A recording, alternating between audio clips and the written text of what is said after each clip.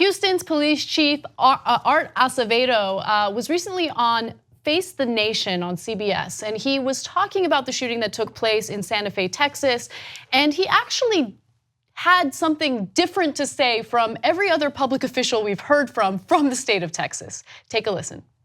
We need to look ahead to see how we can do better next time, because there will be a next time based on the inaction of elected officials across this country. Who specifically are you faulting for not taking action? Well, let me tell you, people at the state level and the federal level and too many places in our country are not doing anything other than offering prayers. We need to start using the ballot box and ballot initiatives to take the matters out of the hands of people that are doing nothing, that are elected, and into the hands of the people to see that the will of the people in this country is actually carried out.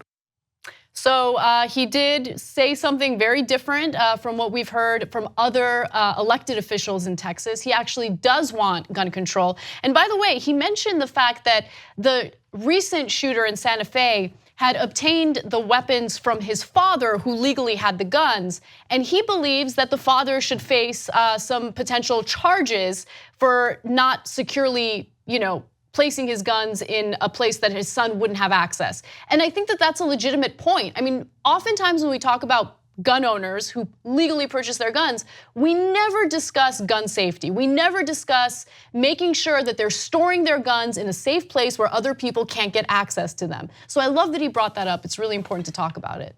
Yeah, and if you're a cop, you should be concerned about gun control more than anyone else. So that makes a ton of sense. It puts your life in danger. Part of the reason why sometimes they're so jittery, because everybody's got a gun. So they're like, well, I'm not gonna wait, I'm just gonna shoot just to make sure.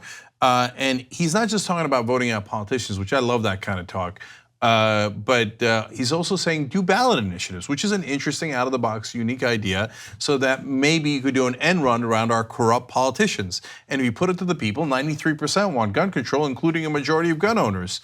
So I think that has a great chance of winning. So that means countdown to Fox News attacking this guy and the NRA and the politicians that they fund trying to get him fired. 3, 2, 1, watch. 2 easy ways to follow the Young Turks. One is hit the subscribe button down below, then you're a TYT subscriber. And second is ring the bell. And when you do that on YouTube, you're notified of our videos.